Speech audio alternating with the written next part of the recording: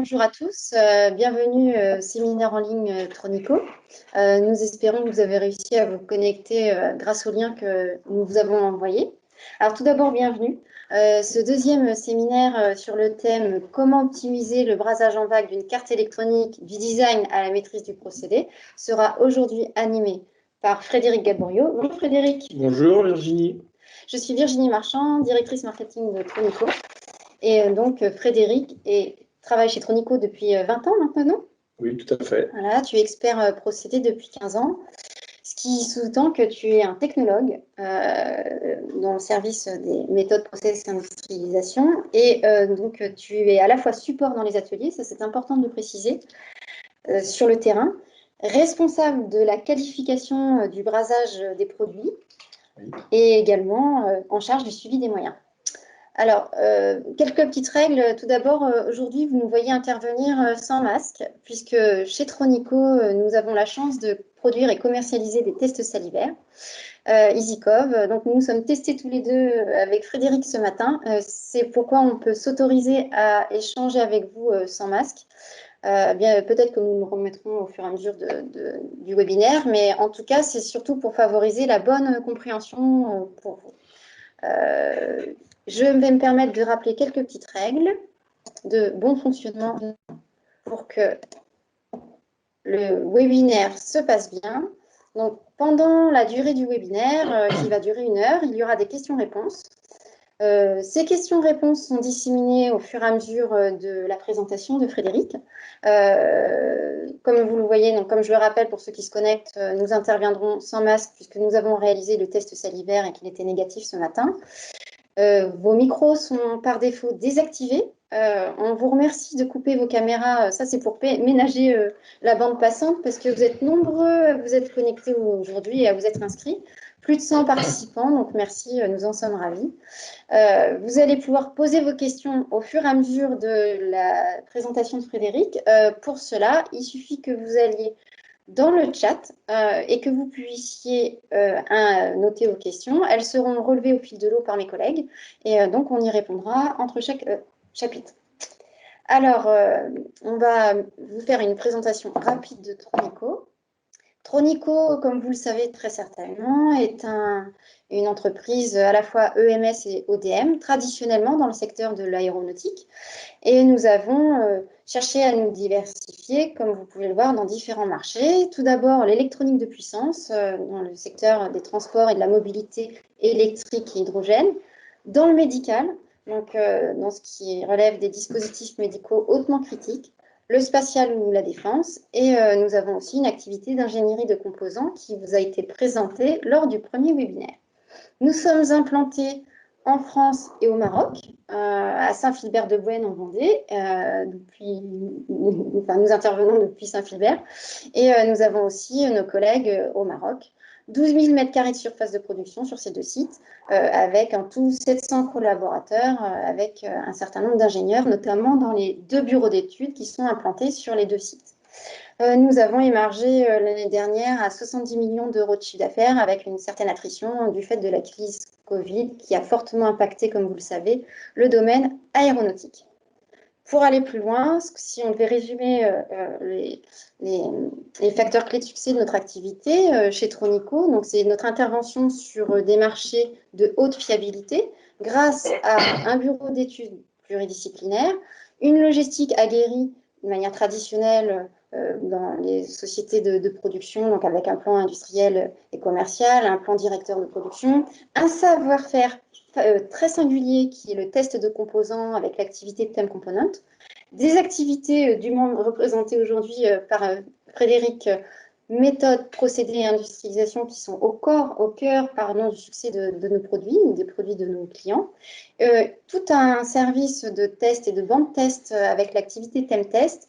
Et comme je le soulignais, 2 sœurs jumelles, une en France, l'autre à Tanger, avec les plus hauts standards de certification, puisque la jumelle tangéroise est également certifiée NADCAP, qui est la plus haute distinction dans le domaine aéronautique. Voilà, tout ça dans le but d'arriver à notre ambition, 0 défaut. Mais sans plus tarder, nous allons donc procéder au lancement de ce webinaire. Et c'est donc Frédéric qui va vous présenter le sommaire. Merci. Donc, bonjour à tous. Je vais vous présenter aujourd'hui le rôle du bradage à la vague. Ensuite, les équipements que nous possédons à Tronico pour le bradage à la vague. Le principe de la vague standard, le principe de la vague sélective, les différentes étapes du procédé qu'on va voir en détail, la réalisation d'un joint brasé, la maîtrise du procédé, l'importance du design des cartes, donc de l'industrialisation, la nécessité d'une carte profil, et ensuite on pourra conclure. Donc avant de commencer, je vais vous préciser que nous avons volontairement vulgarisé le début de la présentation. Vous aurez ensuite plus de détails et les réponses à vos questions dans la suite de la présentation. Alors, quel est le rôle du brasage à la vague? Donc imaginons ici ce composant, un composant traversant que nous insérons sur un circuit imprimé. Qu'est-ce que nous voulons faire à la vague? En fait, ce que nous souhaitons réaliser, c'est une liaison électrique et une liaison mécanique entre les broches du composant et le circuit imprimé. Donc cette liaison, elle doit être conforme à des normes en vigueur, notamment l'IPCA 610, hein, pour ceux qui connaissent. Donc voici le principe du brasage. Donc au niveau des équipements que nous possédons à Tronico, comme l'a dit Virginie précédemment, nous avons deux sites. Donc sur le site de Tronico France, nous avons deux vagues standards, dont une XXL avec un alliage plombé. Donc pourquoi XXL? Parce qu'on a une buse de 600 mm de large permettant de braser des cartes très, très grandes. Ensuite, nous avons une autre vague standard avec deux pots où on peut varier entre l'alliage plombé et sans plomb. Et nous avons également une vague sélective avec deux bains à l'intérieur, un alliage plombé et un alliage sans plomb. Donc sur notre site Tronico Maroc, eh bien, on a une vague standard avec un alliage plombé et sans plomb, donc avec deux pots qui est identique à celle de la France. Et on a également une vague sélective qui est également identique à celle de la France. Donc on a deux équipements en commun avec notre site marocain. Donc maintenant, je vais vous présenter en détail le principe du brasage à la vague standard. Donc ici, on imagine un porteur avec une carte à braser qui est positionné sur un système de convoyage. Donc le convoyage qui transporte le cadre plus la carte. Donc tout d'abord, qu'est-ce qu'on va faire? On va déposer du flux sous la carte. Donc le flux, c'est un produit, on verra un produit élaboré, on le verra plus en détail après. Ensuite, la carte continue à la même vitesse en se déplaçant vers un module de préchauffage qui va permettre d'activer le flux qui était déposé précédemment et de monter la carte et les composants en température. Et ensuite, nous allons arriver dans un module de brasage où on a un bain ici avec de l'alliage en fusion sur lequel la carte va rentrer en contact et où vont se braser les composants. Donc voilà pour le principe. Si à côté, nous comparons le principe de la vague sélective. Ici, d'où son nom sélectif, on va venir déposer du flux sélectivement, c'est-à-dire qu'avec un petit drop jet, ici, on va venir fluxer uniquement les parties qu'on souhaite braser. Donc ici, on a la broche du composant, et ici, on a le trou métallisé du circuit imprimé. Ensuite, on va venir préchauffer l'ensemble de la même manière que la vague, c'est-à-dire qu'il y a une cassette de préchauffage qui va se déplacer dessous. Et ici, on va ensuite avoir un module de brasage, donc l'alliage en fusion qui se trouve à l'intérieur du pot. Et on a une pompe qui va mettre l'alliage en mouvement et qui va, par débordement d'alliage sur une buse, faire déborder l'alliage au-dessus et venir mettre l'alliage en contact avec la zone à braser. Donc là, c'est également le cas. On parle de sélectif parce qu'on peut venir braser uniquement le composant et la broche qu'on souhaite.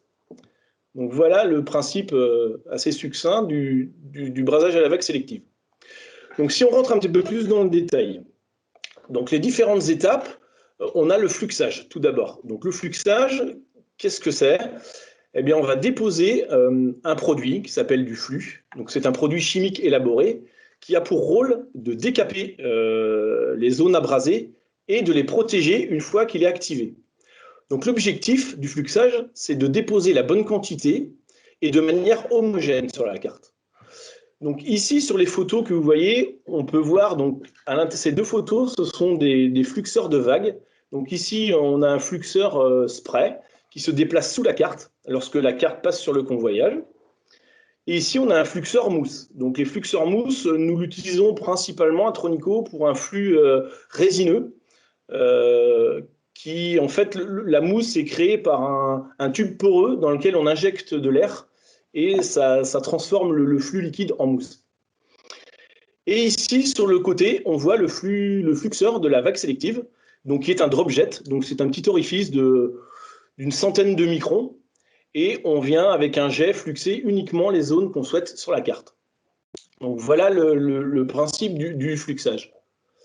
Ensuite, le préchauffage. Donc son rôle, il y a deux rôles. C'est d'activer le flux donc, en maîtrisant la température. Pourquoi? Parce que le flux, en fonction des caractéristiques techniques, le flux possède une fenêtre de température d'activation.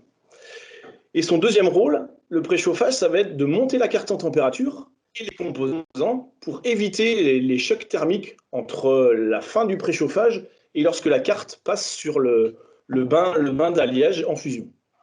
Donc l'objectif du préchauffage, c'est d'atteindre une bonne température, donc la température fixée par les normes ou par les spécifications clients, et d'avoir une précision à plus ou moins 10 degrés. Donc ici, si on peut voir le préchauffage d'une vague standard, où là on a le système de convoyage, donc c'est la carte qui se déplace dans la zone. Donc ici on a des types de quartz qui viennent chauffer le dessous de la carte. On peut également chauffer en top sur le dessus pour des cartes à forte masse thermique. Et là, sur la droite, on a le préchauffage de la vague sélective, où là, au contraire, la carte est fixe dans un cadre, et c'est le module de préchauffage qui se déplace sous la carte. On a également la possibilité d'avoir un préchauffage convectif par le dessus, donc en soufflant de l'air chaud sur le dessus de la carte, pour les cartes également à forte masse thermique. Donc maintenant, on va aborder le module de brasage. Donc, sur une vague standard, la carte est entièrement en contact avec les points à braser. Ici, on voit sur la photo de gauche, on a la vague, c'est-à-dire l'alliage qui est en mouvement, et toute la carte en se déplaçant, tout le dessous de la carte est en contact avec l'alliage. Donc, c'est le principe d'une vague standard, c'est-à-dire que chaque point de la carte verra la même chose. Le même temps en position sur la vague, qu'il soit devant ou derrière, on aura exactement la même chose. Sur la gauche, au contraire, on a la vague sélective. Donc là, comme je vous l'expliquais, on voit la buse. Et là, la buse peut se déplacer en X, en Y et en Z. Et l'avantage de cet équipement, c'est qu'on va pouvoir paramétrer pour chaque type de composant des vitesses de déplacement différentes, des hauteurs de buse différentes, des déplacements en X et en Y, alors qu'à la vague, on se déplace que selon un seul axe. Donc l'objectif du brasage, eh bien, c'est ce que je vous disais au départ, c'est d'obtenir un joint brasé conforme électriquement et mécaniquement. Donc ici, pour illustrer un petit peu, j'ai deux petites vidéos pour qu'on puisse bien comprendre ce qu'est le brasage. Donc là, si je lance la petite vidéo, donc là, on a une carte qui est sur un porteur qui va passer sur du flux mousse. Donc là, la carte, tout le dessous de la carte va être en contact avec la mousse. Donc cette mousse va pénétrer dans les canons, sur les pattes des composants, sur le circuit. Ce flux, on va l'activer en préchauffant et également monter la carte en température.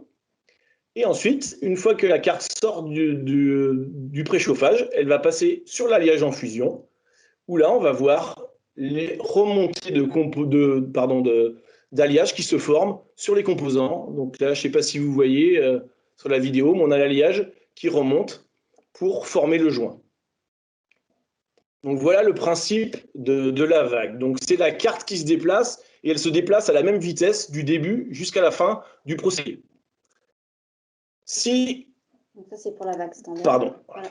Donc pour la vague sélective, ici c'est également, on a réalisé une petite vidéo. Donc ici la carte est fixe dans un cadre, et ce sont les modules qui se déplacent dessous.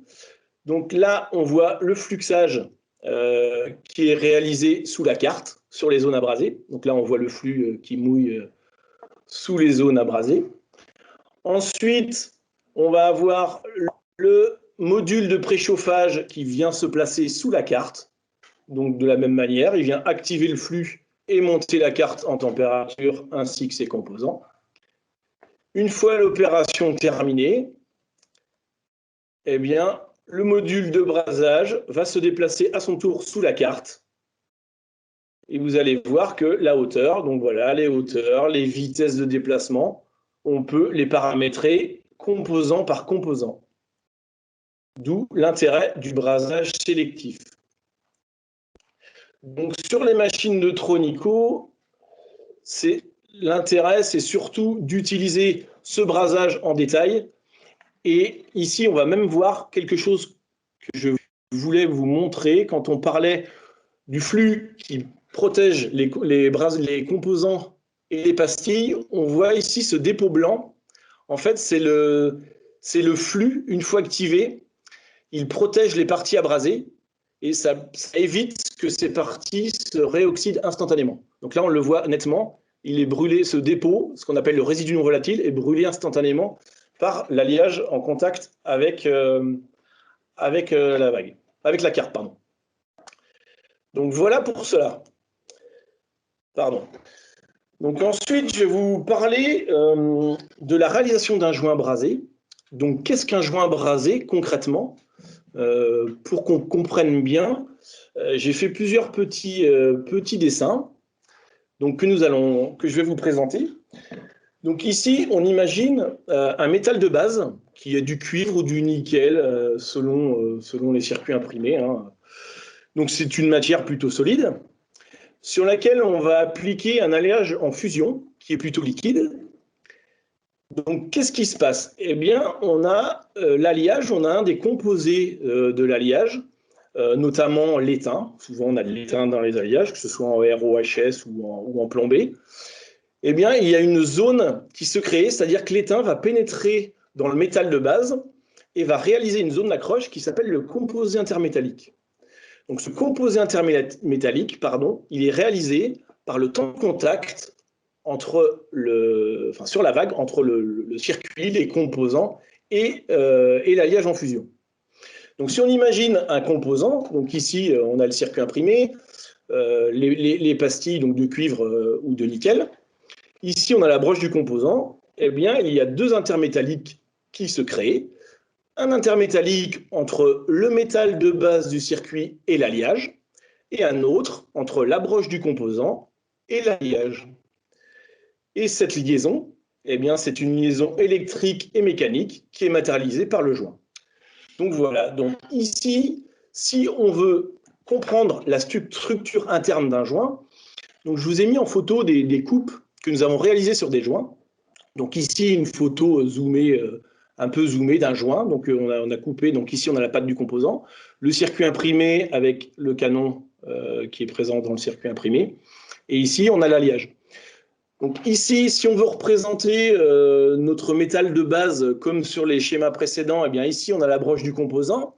Ici, on a le métal du trou du circuit imprimé. Et si on veut encore zoomer, eh bien, on peut voir la réalisation de l'intermétallique entre l'alliage et la broche du composant, où on a cette liaison électrique et mécanique. Donc l'intermétallique, c'est cette petite bande là où on a un changement de couleur qui est de quelques microns. Donc, pour avoir un joint conforme, toute la maîtrise est là. C'est-à-dire qu'il faut maîtriser cet intermétallique. Donc, il ne faut pas qu'il soit trop faible ni trop fort, auquel cas on peut défiabiliser le joint et on aura une mauvaise liaison mécanique. Donc, voilà en ce qui concerne la réalisation d'un joint brasé. Donc, si je résume les points clés pour maîtriser la qualité des joints brasés en vague, eh bien, qu'est-ce qu'il faut tout d'abord? C'est qu'on définisse et qu'on maîtrise la quantité de flux qu'on va déposer sur la carte. Ensuite, il va falloir qu'on définisse et qu'on maîtrise les températures de préchauffage adaptées au flux et à la carte et aux composants. Et ensuite, il va falloir qu'on définisse et qu'on maîtrise les températures et les durées du brasage. Donc ça, ce sont des éléments très importants pour avoir un joint brasé conforme. Donc, pour avoir ces points clés, eh bien, il va falloir qu'on maîtrise notre procédé. Ça va être une des conditions. Ça ne va pas être la seule, mais ça va être une des conditions. Donc, pour maîtriser le procédé, eh bien, il faut qu'on maîtrise des caractéristiques clés. Qu'est-ce qu'une caractéristique clé? Donc, une caractéristique clé, pardon, c'est un facteur qui influe le plus sur le résultat souhaité. Comment on va les identifier? Eh bien, on va les identifier en réalisant des AMDEC sur le procédé en question. On va réaliser un plan d'expérience. Donc, un plan d'expérience, par exemple, on va identifier des facteurs auxquels on va attribuer des niveaux, donc soit 1, 2, voire 3 niveaux, qu'on va faire varier. C'est-à-dire, on va braser une dizaine ou une quinzaine de cartes avec des facteurs où on va faire varier leur niveau, et chacune des cartes aura une configuration différente. Les facteurs auront des niveaux différents. Et la réponse à ce plan d'expérience va nous dire quel est le facteur qui agit le plus sur le résultat et quel est son niveau qui donne le meilleur résultat. Et ces facteurs-là, quand on aura déterminé ça, eh bien, c'est ce qui nous indiquera les caractéristiques clés du procédé que nous devrons surveiller. Donc, on va les surveiller de différentes manières, donc notamment en faisant de la maîtrise statistique de procédés. Donc, certains d'entre vous connaissent certainement. Donc, on va les surveiller de cette manière. Donc, parmi les plus importantes, par exemple, pour le fluxage, eh bien, comme je vous le disais, il va falloir qu'on maîtrise la masse déposée. Donc, comment on va maîtriser la masse déposée? Donc, tout d'abord, on va vérifier périodiquement la densité du flux. On va vérifier le débit du flux également en sortie du fluxeur. Et aussi, on va vérifier la vitesse de déplacement de la carte, qui est vraie dans la vague, et aussi la vitesse de déplacement de la tête de fluxage. Parce que plus on va être rapide, moins on va déposer de flux, plus on va être lent, plus on va déposer de flux. C'est évident. Pour le préchauffage, eh bien, il va falloir qu'on maîtrise la température.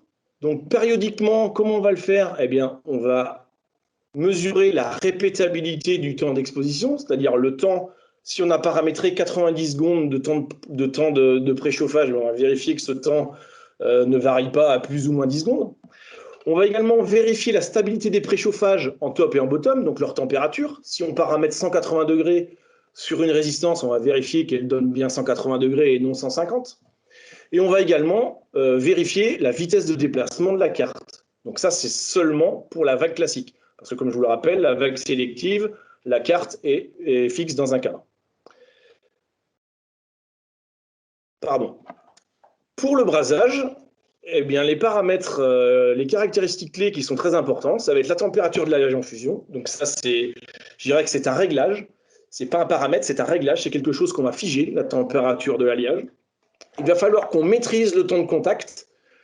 Donc ça, on va vérifier périodiquement la répétabilité, donc de la hauteur de débordement de l'alliage, donc de la puissance des pompes. On va vérifier la vitesse de déplacement de la carte ou de la buse, qui va également déterminer notre temps de contact. Et un point très important, c'est qu'on va aussi analyser périodiquement la composition de nos alliages, c'est-à-dire le pourcentage des impuretés.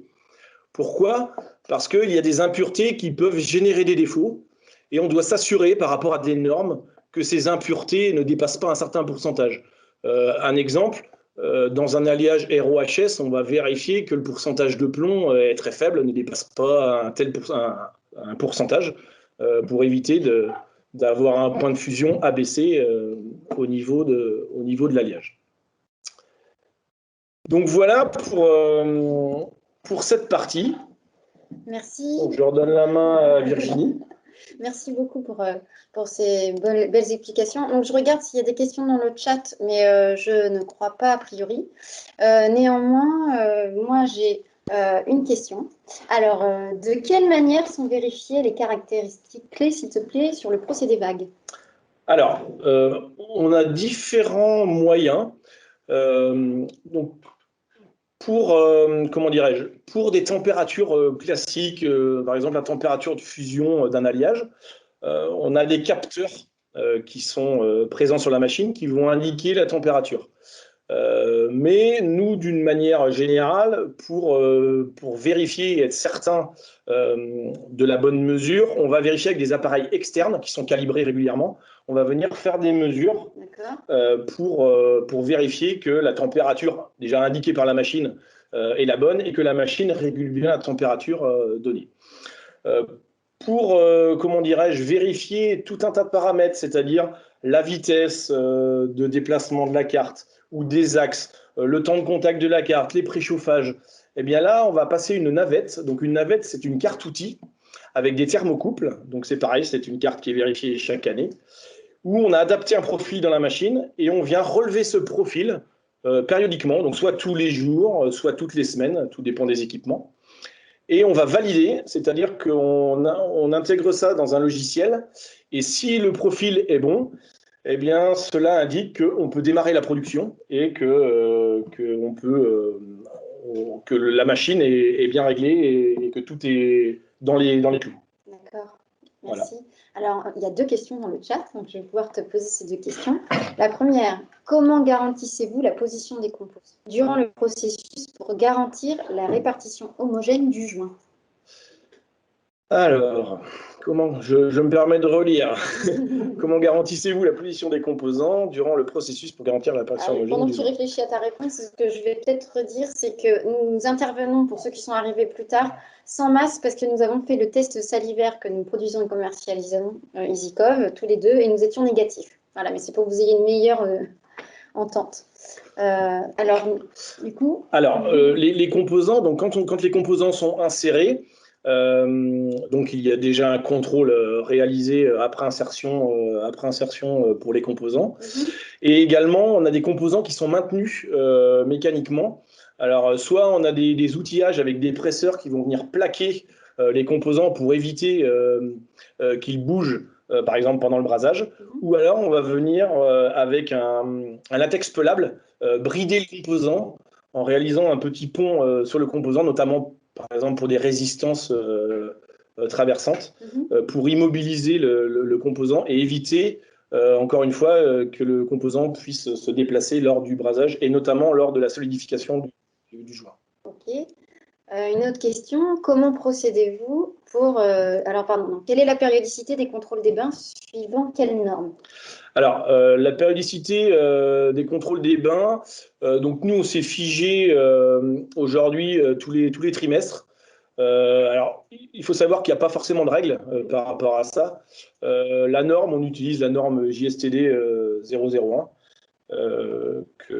sur lesquelles on a un tableau qui indique le pourcentage des impuretés et le pourcentage des constituants en fonction des alliages utilisés. D'accord. Et dernière question pour ce point-là. Alors, je précise également qu'on essaiera de terminer à 15 heures. Donc là, on a pris un petit peu de retard sur la présentation. S'il y a des questions auxquelles nous n'aurions pas répondu, nous le ferions après 15 heures. Voilà, vous pourrez rester en contact avec Frédéric ou alors, sinon, ce sera par mail. Dernière question pour ce chapitre. On était sur la longueur des dépassements des terminaisons de contact sur la phase brasée. A-t-elle un impact sur le process et la qualité de la soudure?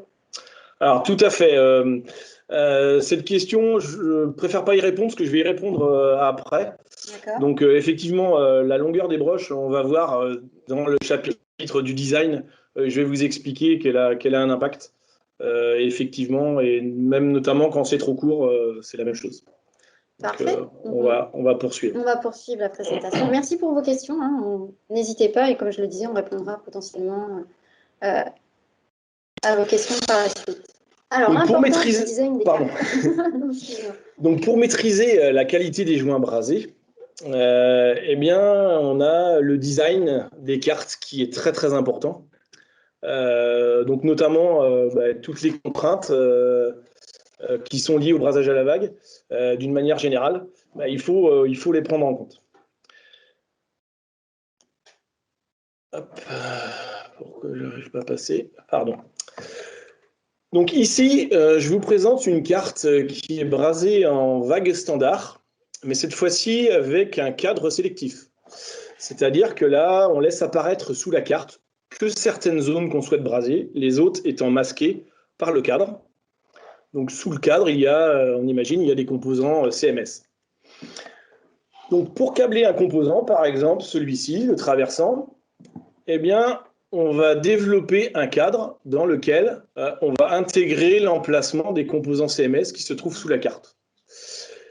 Mais ce cadre, pour passer sur la vague de brasage, il a une hauteur maximale, pardon.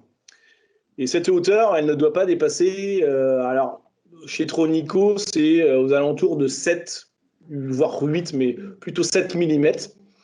Donc vous voyez qu'on a quand même une contrainte particulière pour la vague lorsqu'on a des composants CMS. Alors plus on se trouve proche de la zone abrasée, plus le composant CMS doit avoir une hauteur faible pour que l'alliage puisse pénétrer à l'intérieur de la zone. Plus on s'éloigne, plus on peut avoir un composant haut. Mais il faut toujours avoir à l'idée que cette hauteur-là est de 7 mm. Donc, le design, toutes ces règles ne sont pas écrites, ce sont du savoir-faire de Tronico. Et ça, c'est au niveau du DFM et de l'industrialisation, nous, on peut vous conseiller, et d'ores et déjà, lors de la conception, il faut qu'on sache quel procédé on va utiliser pour pouvoir positionner les composants comme il se doit. Et mettre des composants avec une certaine hauteur aux beaux emplacements. Donc si je prends à l'inverse la vague sélective, eh bien là, on voit tout de suite que la vague sélective est beaucoup moins restrictive. Pourquoi? Parce que le fait d'avoir une buse et son cône ici, eh bien la souplesse d'avoir un composant à proximité est beaucoup plus importante, c'est-à-dire que là, on peut se permettre d'avoir des composants de 12, 13 mm de hauteur. Donc par rapport à la vague standard, on a quand même un important écart. De plus, au niveau du composant abrasé, il faut aussi qu'on se dégage un certain espace pour pouvoir convoyer la carte. Mais ça encore, on est beaucoup plus libre que sur la vague traditionnelle. Donc ensuite, l'implantation des CMS. Donc là, encore une fois, j'insiste bien, il faut vraiment savoir, quand on implante, comment on va processer la carte, avec quoi on va l'abraser, ce qu'on veut réellement. Donc ici, imaginons la broche du composant à abraser, la pastille en jaune, en orange, ça va être la zone qui va être en contact avec l'alliage, et là, en bleu, ça va être la zone où on va interdire une zone interdite de composants. Donc imaginons que ce soit brasé en vague sélective ou qu'on a un cadre avec une vague standard, peu importe. Et déjà, au niveau de l'orientation des composants, il vaut mieux que le composant soit orienté perpendiculairement à la zone abrasée que parallèlement. Pourquoi? Parce que lors du brasage, eh bien, si toutefois on a un transfert de chaleur ou un transfert d'alliage, eh bien là, on risque de débraser ou d'avoir un surplus d'alliage uniquement sur cette pastille-là. En revanche, si le composant est parallèle, eh bien là, on risque soit de faire un pont ou alors de débraser le composant. Donc là, il faut venir faire une reprise. Qui dit reprise dit défiabiliser la carte. Donc voilà, tout un tas de choses. Donc ce qu'il faut avoir à l'esprit, c'est que là, au niveau du DFM et de l'Indus, l'industrialisation est au cœur de la réussite. C'est vraiment un point sur lequel on insiste. Et c'est là où il faut qu'on se mette en accord et qu'on sache d'ores et déjà comment on souhaite braser les composants traversants sur la carte pour la designer correctement. Donc ensuite, si je prends la même chose, mais pour des composants matriciels, c'est-à-dire des composants multibroches. Donc là, on a représenté une seule rangée, mais on peut très bien avoir 3 ou 4 rangées, des styles de connecteurs ou des choses de ce type-là. Eh bien, encore une fois, si le sens de brasage est du haut vers le bas, c'est-à-dire qu'on va se déplacer comme ça, c'est la broche du haut qui va voir l'alliage en premier, eh bien, on va être obligé d'avoir une distance à respecter entre le composant qui est devant et les composants qui sont derrière. Donc ici, le smiley est plutôt orange. Pourquoi? Parce qu'encore une fois, on a des composants qui sont positionnés parallèlement à la zone. Alors que là, ils sont positionnés perpendiculairement. Quand on voit qu'ils sont perpendiculaires, on peut avoir des zones de restriction beaucoup plus faibles que dans l'autre configuration. Donc du coup, eh bien, il faut définir ça dès le départ. Alors effectivement, vous me direz, des fois on n'a pas le choix. Mais justement, c'est là où il faut qu'on décide, vous les clients et Tronico, pour savoir comment on va braser le composant, c'est-à-dire si on va faire de la vague.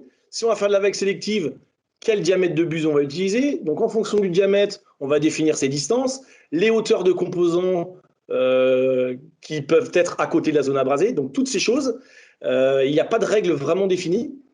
Mais nous, on peut vous aider parce qu'on connaît nos équipements et on sait quels paramètres et quelles choses il faut mettre en place. Donc ici, si je reprends les mêmes petits schémas, mais pour une carte, par exemple, avec des motifs dans les deux sens, dans les deux directions, je dirais à 90 et à 0 degré. Bien ici, si on a une vague standard, on va braser ce composant dans ce sens-là, on va dire il est bien orienté.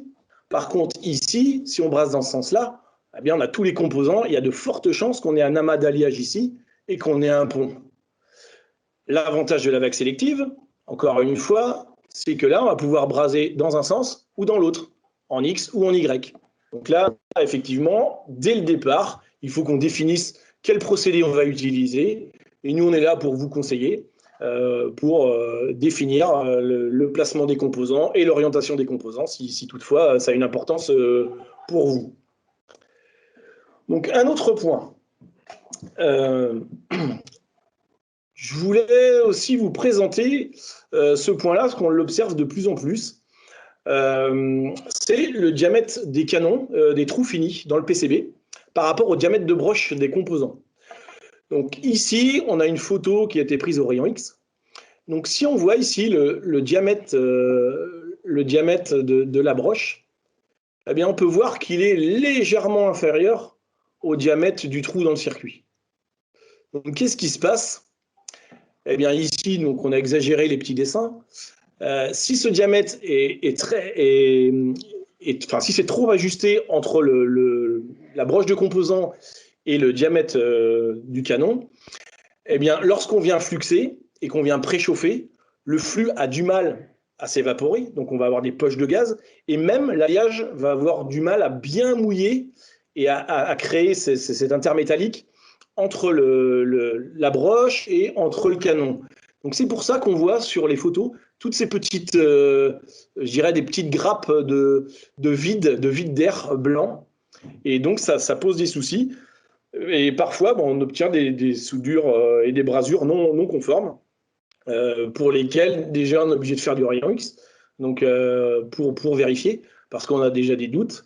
Et voilà, donc ça, il faut le définir dès le départ, avoir des règles au niveau du diamètre des canons et des diamètres de broche. Ensuite, donc là, on va répondre un petit peu à la question qui a été posée sur la longueur de dépassement des broches. Donc là, je voulais aborder donc, le diamètre et la longueur des pattes et le diamètre de la pastille. Donc ici, c'est plutôt l'inverse par rapport à la question qui a été posée. C'est qu'on on a un composant qui a été brasé, on voit l'alliage qui fait un dôme, mais on ne voit pas la broche. Donc ici, si je prends sur les rayons X, c'est pareil. On voit la broche du composant à l'intérieur, on voit le dôme d'alliage, mais on ne voit pas la broche. Ici, on devine. On a un petit plat, donc on devine la broche. Donc ça, c'est un défaut.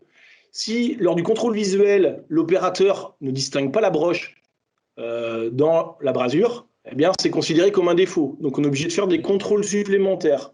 Donc qui dit contrôle supplémentaire, il n'y a que le RX qui va nous permettre de voir si la broche elle est bien présente. Donc c'est des doses de RX que la carte va avoir en plus qui ne sont pas nécessaires. À l'inverse, si on a une broche très longue et que la pastille n'est pas forcément bien designée, alors là, les broches vont déjà gêner pour le brasage, c'est-à-dire qu'elles risquent peut-être de buter dans les buses lors du brasage. On risque de tordre les broches et même on risque d'avoir des joints qui sont très très plats et qui sont à reprendre. Parce que ce ne sont pas des joints avec des angles de mouillage et une forme convexe suffisante. Donc, c'est des joints où on va être obligé de refaire des retouches. Donc, ce qu'il faut avoir à l'esprit, c'est que la longueur de la broche par rapport au diamètre de la pastille, c'est quelque chose qu'il faut définir lors du choix du composant. Donc, si les broches sont trop longues, on peut couper les composants. Certes, c'est des opérations supplémentaires, mais il vaut mieux les couper qu'elles soient trop courtes.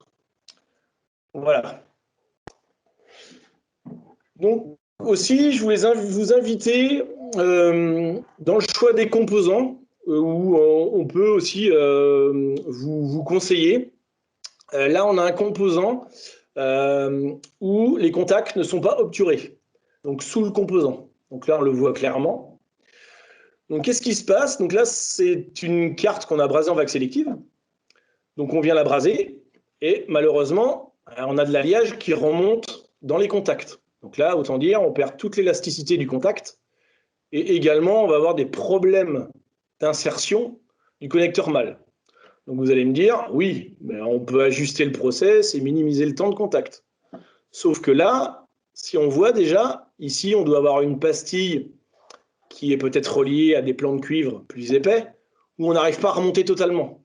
Donc là, on est dans le compromis. On ne peut pas avoir ici des remontées à 100% et là des remontées qui ne dépassent pas. Où l'alliage ne remonte pas dans le contact. Donc pour ça, eh bien, il faut choisir des composants où on n'a pas ces problèmes-là, c'est-à-dire avec des contacts qui sont bouchés. Ensuite, donc là, c'est le plaquage des composants. Donc bien souvent, on a ce type de connecteur où on voit on a des épaulements au bout des broches. On a la broche qui est plus mince ici et on a un épaulement. Bien souvent, ce type de composant, l'épaulement vient boucher le canon, ce qui fait que lors de l'activation du flux, donc lorsqu'on active le flux, il y a des vapeurs qui se forment. Donc ici, quand on voit que le canon est bouché, ben, le gaz ne peut pas sortir. Donc quand il est surélevé, eh bien là, le flux peut sortir. Eh bien, ce qui se passe, c'est que nous avons du gaz et où l'alliage ne peut pas remonter. C'est sous pression. Donc là, on a une brasure qui est avec une remontée non conforme. Donc là, c'est pareil, c'est quelque chose qu'il faut réfléchir. Soit on cale le composant pour le surélever, soit on vient le brider avec des outillages où on le visse pour le surélever légèrement. Ça, c'est à discuter lors de la conception et lors de l'industrialisation du produit pour savoir comment on peut faire. Ici, je voulais vous montrer également des composants. Donc là, c'est un switch où on a des résines d'enrobage à l'intérieur pour protéger tous les contacts. Et là, visuellement, eh bien, on voit que la résine elle descend sur la broche. Donc là, on n'est pas en mesure, par un contrôle simple, visuel, de vérifier si la remontée d'alliage est conforme. Donc la seule chose, c'est de faire un rayon X. Donc là, encore une fois, le rayon X, ben, c'est des doses sur la carte, c'est des opérations supplémentaires, c'est des coûts supplémentaires. Donc si tout ça avait été mesuré au départ lors d'un DFM ou d'une Indus, eh bien, on aurait pu soit surélever le composant, faire le choix d'un autre composant, avoir des composants avec des pieds intégrés plus hauts. Voilà, tout un tas de choses sur lesquelles on peut vous conseiller. Alors, un point très très important également, qui est plutôt dans la conception interne du circuit imprimé. Donc, c'est la dissipation de la chaleur lors du brasage. Donc ici, j'ai représenté en vert plus foncé le circuit imprimé, en vert clair un plan de cuivre, et ici une pastille avec la broche à braser. Donc ici, on voit que la pastille est reliée au plan de cuivre en plein cuivre. Donc c'est une pastille sans frein thermique, on appelle ça. Donc ici, on voit toutes les pastilles qui sont reliées sur la carte, sous la carte, même en interne, à des plans de cuivre. Et là, la chaleur, lorsqu'on vient apporter l'énergie, c'est-à-dire avec l'alliage en fusion, eh bien, la chaleur se diffuse dans ces plans de cuivre, externes ou internes, et à un moment donné, la chaleur se diffuse tellement que l'alliage refroidit et il se stoppe à une hauteur donnée. Et là, on a un joint non conforme avec un vide en plus. Donc ça, ce n'est pas acceptable. Pour ce faire, nous conseillons de réaliser des freins thermiques. C'est-à-dire, au lieu que la pastille soit reliée en plein cuivre, elle est reliée uniquement par des petites pistes. On les voit également ici. On voit ces pistes. Mais ce frein thermique, il faut le faire, mais il faut qu'il soit bien fait. Donc nous, Tronico, c'est pareil, on a des règles de conception. On peut vous conseiller sur les freins thermiques, comment les réaliser, combien de couches connectées en interne, l'épaisseur des couches de cuivre qu'on va utiliser.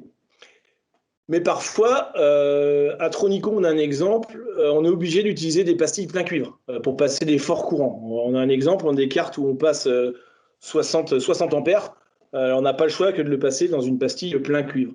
Mais là, on peut vous conseiller où placer cette pastille plein cuivre. Donc voilà pour ce point qui est également très très important. Donc là, on voit une photo rayon X, hein, où on a des pastilles plein cuivre en couche interne. Eh bien, l'alliage s'arrête et on a beau appliquer le temps de contact qu'on souhaite, même très important, ça s'arrêtera toujours ici. La chaleur se diffuse dans les cuivres. Donc, je redonne la main à Virginie. Super, merci beaucoup pour toutes ces explications très exhaustives, Frédéric. Il y a beaucoup de questions dans le chat et il y a même des réponses qui sont faites au fur et à mesure auxquelles tu n'auras plus à répondre. Comme on est un peu pressé au niveau timing, ce que je te propose, c'est de te poser une question et après, si besoin, nous reviendrons sur les échanges pour rester dans le timing de ta présentation et pour répondre bien évidemment aux questions qui n'auraient pas été répondues par nos auditeurs. Alors moi, ma question, elle est simple. Concernant ce que tu viens de présenter, les caractéristiques clés, est-ce qu'il y a une spécification, une norme, un ouvrage qui donne les règles de design à respecter? Alors, je pense qu'il y a des gens ici qui pourront le dire mieux que moi. Oui, pour la conception des circuits imprimés, il existe des normes, alors que je ne connais pas spécifiquement, ce n'est pas mon domaine, mais il existe des règles de conception, effectivement. Par contre, pour le placement des composants, tout ce que je vous ai précisé sur la longueur des brushes, sur le diamètre des pastilles, là, c'est plus du savoir-faire de Tronico, où là, nous, on peut vous aider par rapport aux équipements que nous avons à Tronico, les équipements du marché, hein, les équipements de Tronico sont des équipements du marché. On peut vous conseiller, parce qu'il y a énormément de paramètres qui rentrent en ligne de compte. Par exemple, comme vous l'avez vu, pour la vague sélective, il y a le diamètre de la buse qui va rentrer en compte, la hauteur du composant, la distance entre le composant et la pastille. Il y a tout un tas de choses. On ne peut pas vous donner des valeurs comme ça, il faut l'étudier. Et ça passe par une phase d'industrialisation et du DFM. Et voilà. Je comprends. Écoute, super. Ce que je te propose, c'est de continuer. Oui. Un petit verre d'eau, si tu soif. Et puis, donc, on va passer au chapitre suivant. Merci pour toutes vos questions qui sont importantes. Comme je vous le disais, on y reviendra par la suite. Donc, l'importance du design, c'est important de le préciser. Et là, on va basculer sur le chapitre la nécessité d'une carte profil. Alors, pour maîtriser aussi, donc on a vu pour maîtriser un joint brasé, la qualité d'un joint brasé. Donc, on a vu l'importance de maîtriser les paramètres clés du procédé et de définir, d'avoir un design adapté au brasage à la vague. Maintenant, on va aborder comment on va définir les paramètres pour braser un produit. Hop. Donc, pour définir la valeur optimale des paramètres, il va falloir que nous possédions une carte profil. Donc, qu'est-ce qu'une carte profil? C'est une carte identique à celle que vous souhaitez braser, sur laquelle on va braser ou coller des thermocouples. Donc, les thermocouples, ce sont des sondes avec des têtes pour vérifier les températures sur des zones données. Donc, il va falloir qu'on définisse avec cette carte les températures à différents endroits sur la carte, notamment sur les zones à braser, en fonction de vos exigences, des exigences clients et des normes en vigueur. Notamment, pour les profils, on a la norme IPC 7530 qui donne des indications sur les températures à suivre, qui sont préconisées sur les temps de contact. Donc, cette carte va nous permettre de définir aussi la quantité de flux à appliquer, donc la vitesse du fluxeur et le débit de flux qu'on va appliquer sur la carte. Ça va nous permettre de définir les températures et la durée de préchauffage qui doivent être adaptées à la fenêtre de température d'activation du flux. Donc, comme je vous le disais tout à l'heure, le flux a une température d'activation qui est fixée, qui est donnée par le fabricant. Il va falloir qu'on l'adapte par rapport à la quantité de flux qu'on dépose. Plus on dépose de flux, plus il va falloir qu'on préchauffe longtemps, pas forcément plus fort, mais longtemps. On va préchauffer par rapport aussi à la température maximale supportée par les composants brasés et les composants adjacents, les composants non brasés. Et aussi adapter le profil par rapport à la filière, sans plomb ou plombé. On va également définir la durée de brasage qui va dépendre de la température maximale supportée par les composants brasés et environnants, la classe d'épaisseur du PCB. Donc si on a des PCB plus ou moins épais, on va avoir des temps de contact, des durées de brasage qui vont être plus longues. Et la filière utilisée, si on est en ROHS ou plombé, étant donné que les alliages ont des points de fusion différents, il va falloir adapter le profil. Donc comment on va définir ces paramètres? Eh bien, la quantité de flux, elle est généralement définie par des programmes de base qu'on a préalablement déterminés. C'est-à-dire pour la vague, par exemple, on va définir des programmes de fluxage avec des vitesses données et on va faire des pesées de flux qui vont nous permettre de savoir combien de flux on dépose au centimètre carré. Et ce sont des données techniques que nous avons des fabricants ou de nos clients pour éviter de déposer trop de flux ou pas assez. Donc la température et la durée du préchauffage, eh bien, on va les déterminer à l'aide de thermocouples qu'on va positionner sur le circuit, donc en face bottom et en face top, c'est-à-dire face soudure, face brasure, pardon, et face composant. Et on va vérifier qu'on atteint un seuil, que ce seuil est fixé par les normes, hein, comme je le disais. On va vérifier qu'avec le préchauffage, on atteint bien ces seuils-là à plus ou moins 10 degrés en fonction des zones sur la carte. La durée du brasage, eh bien, comment on va la déterminer, elle? Eh bien, on va positionner ici un thermocouple, on le voit, il est entre les brasures, ici c'est un connecteur, et on va venir vérifier le temps que l'alliage passe en contact avec ce thermocouple. Donc s'il passe X secondes ici, il va passer X secondes ici, ça sera le même temps, vu qu'on aura une vitesse constante sur un composant ou à la vague, c'est sur toute la carte. Et également, on place un thermocouple sur une pastille d'un composant. Alors généralement, on le place sur une pastille d'un composant qui est relié à un plan de cuivre, où on a des freins thermiques, notamment à une masse, où on a le plus de diffusion thermique en interne.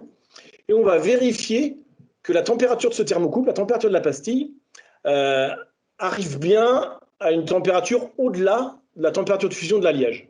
Ceci va nous permettre de dire que potentiellement l'alliage remonte bien tout à travers le canon. Donc potentiellement, on peut se dire qu'on a une remontée à 100%.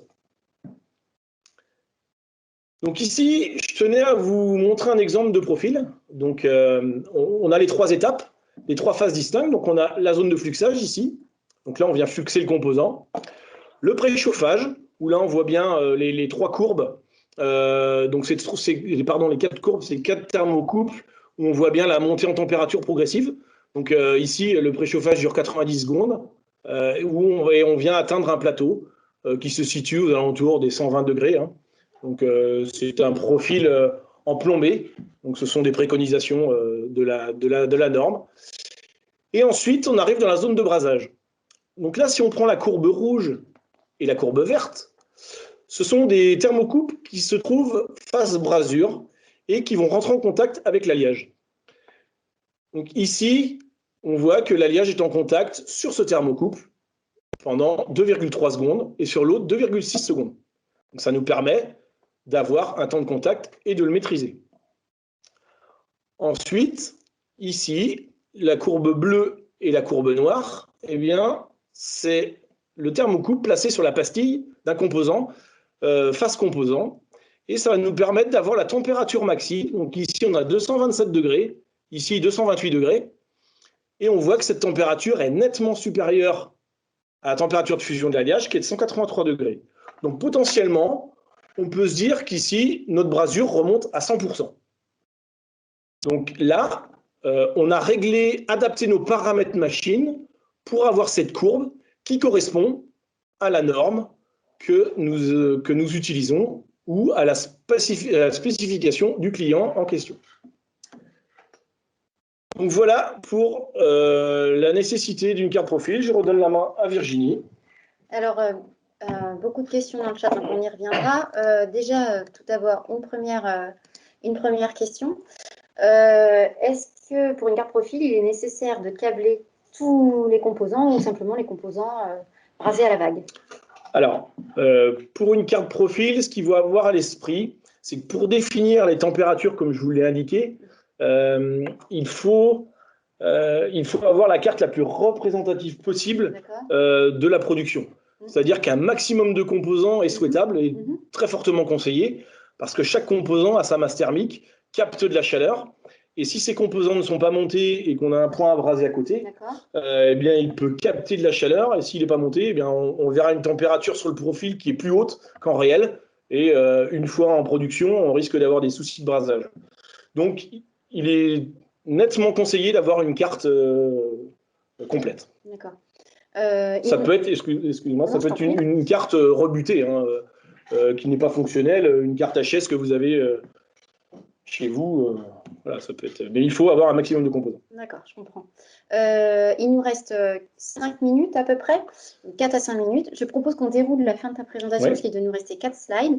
La présentation vous sera transmise, la présentation PowerPoint, hein, bien évidemment, et nous l'avons aussi enregistrée, donc nous enverrons le lien de l'intervention de Frédéric. Voilà, et après, on rebalayera les questions pour ceux qui pourraient rester après 15 heures. On reprend, donc c'est la partie conclusion finalement de cette intervention. Voilà. Donc pour conclure, si on voulait retenir 3 mots, eh bien ce serait fiabilité, qualité et coût. Fiabilité, donc, eh bien, qu'est-ce qu'on veut? Ce qu'on veut, c'est avoir un joint brasé conforme, un bon joint, c'est-à-dire avec un intermétallique adapté, où on a une bonne liaison mécanique et une liaison électrique. Obtenir une bonne qualité, eh bien, c'est une bonne qualité de brasage, avec que la brasure du composant correspond aux normes en vigueur, à l'IPC, aux critères des clients. Et les coûts, eh bien, c'est-à-dire si on respecte toutes les règles que nous sommes dites ici, alors ce ne sont pas les seules, hein, on n'a pas tout abordé forcément, notamment au niveau du design. Si on respecte toutes ces règles, eh bien, on va pouvoir supprimer les coûts, notamment de reprise, les opérations manuelles, tout un tas de choses qui vont nous permettre d'avoir quelque chose d'optimum. Donc, si on résume la présentation d'aujourd'hui, les 3 points qui sont très importants pour qu'un produit puisse être processé en vague, mais de préférence en vague sélective, enfin vous l'avez vu, hein, la vague sélective est quand même beaucoup plus souple. Mais la première chose, c'est avoir une conception de PCB et d'implantation des composants en co-design. Donc Tronico est là pour vous conseiller au niveau de l'industrialisation, faire un DFM, travailler avec vous, vous conseiller sur l'implantation. Tronico, de son côté, doit maîtriser son process, donc surveiller ses caractéristiques clés. Donc ça, nous, au quotidien, on fait du suivi MSP, on a des cartes de contrôle où on vient maîtriser nos réglages machines avec des niveaux hauts, des niveaux bas, des limites de contrôle. Et ensuite, la réalisation d'une carte profil. Donc avoir une carte profil est très importante pour définir les paramètres adaptés pour un produit. Donc si on a tout ça, eh bien, on a un brasage optimum. Après, si on a des problèmes de brasage, là, on s'oriente sur autre chose. Ça peut être des problèmes de brasabilité de composants, circuits, mais là, c'est plus la même chose. Donc, pour terminer, un travail de co-design en amont entre le bureau d'études et les experts procédés de Tronico est indispensable à la réussite de l'industrialisation des produits.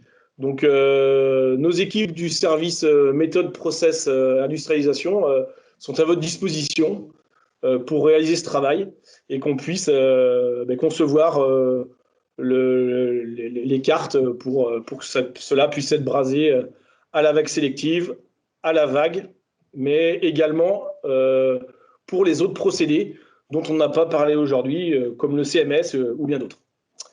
Voilà. Merci à vous. Merci Frédéric pour cette présentation. Alors voilà, je crois qu'on est à peu près dans les temps. Il est 15h pétante, bravo.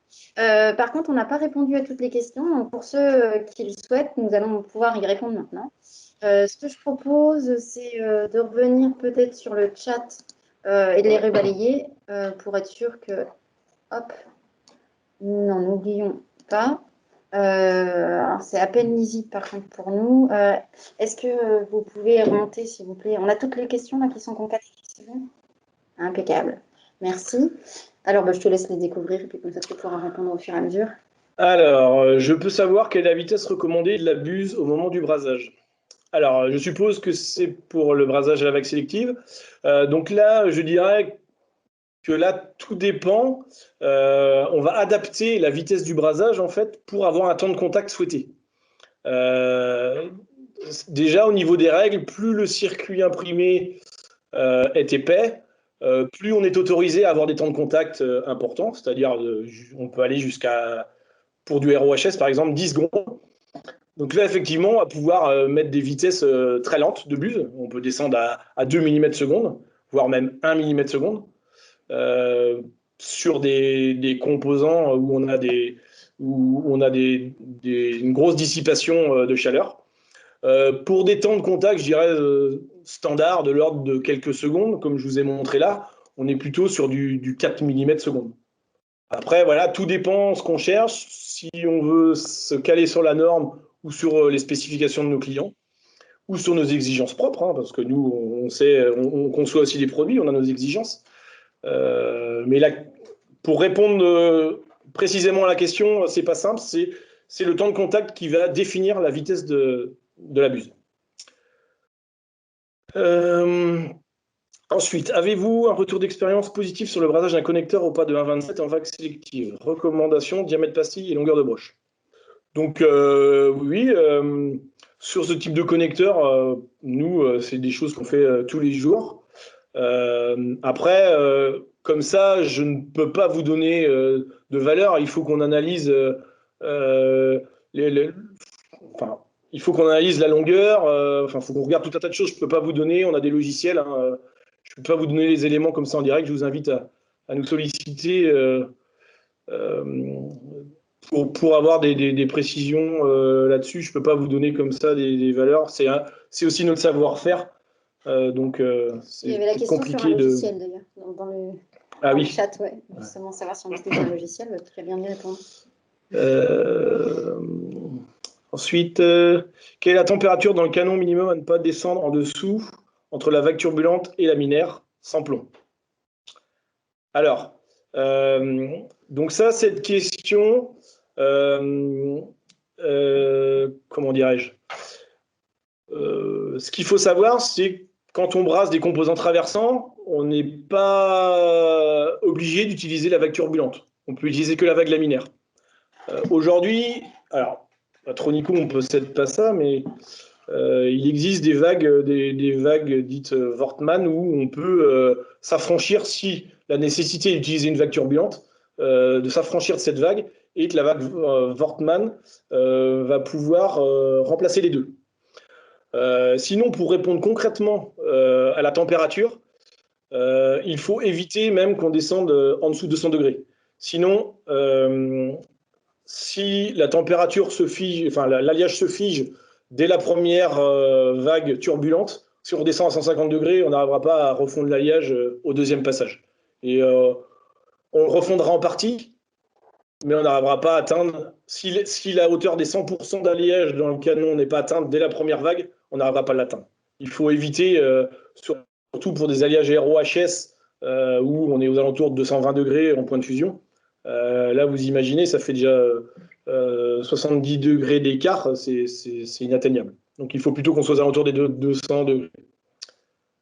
Voilà. Donc, ensuite, est-il conseillé de passer une carte profil avant chaque fabrication d'une série de cartes? Alors, non. Pourquoi? Nous, lorsqu'on utilise une carte profil, ça va être pour définir les paramètres adaptés à une carte. Ensuite, notre équipement, on le vérifie.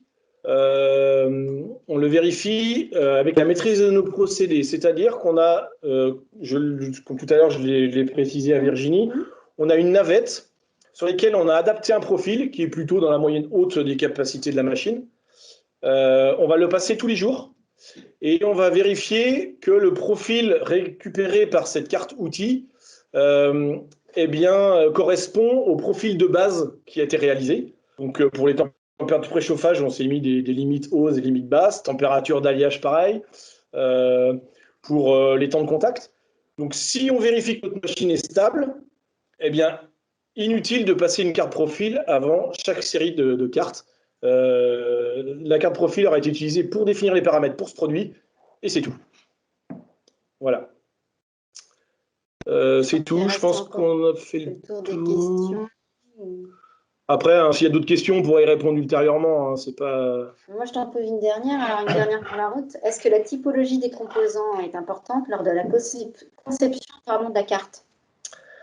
Alors, oui. Oui, c'est important. Pourquoi? Parce qu'il y a la tenue en température des composants.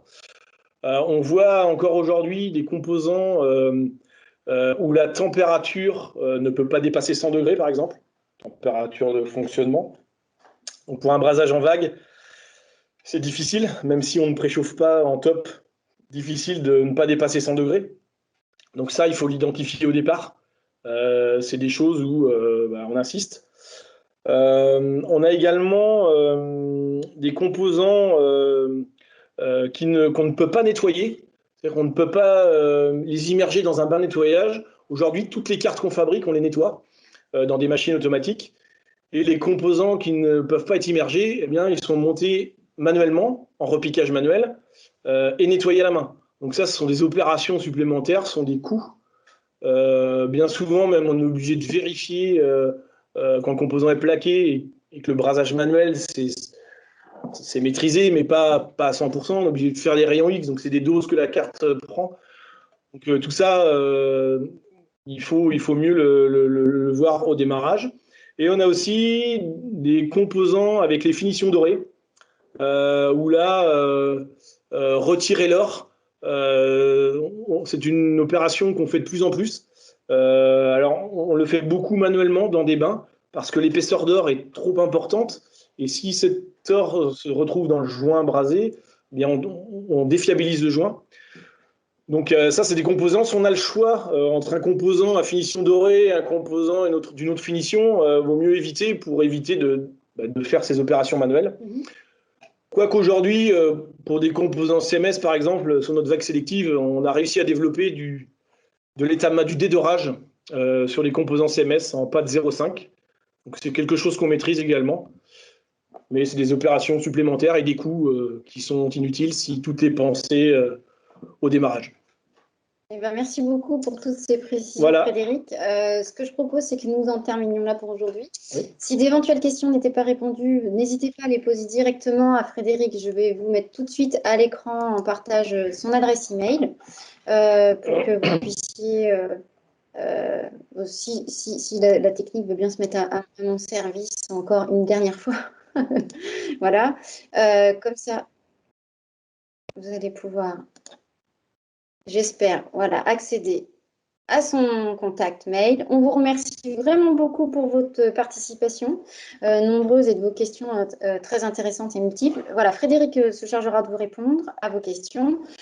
Si on arrive à retrouver vos adresses mail, évidemment, grâce au chat, nous le ferons bien évidemment.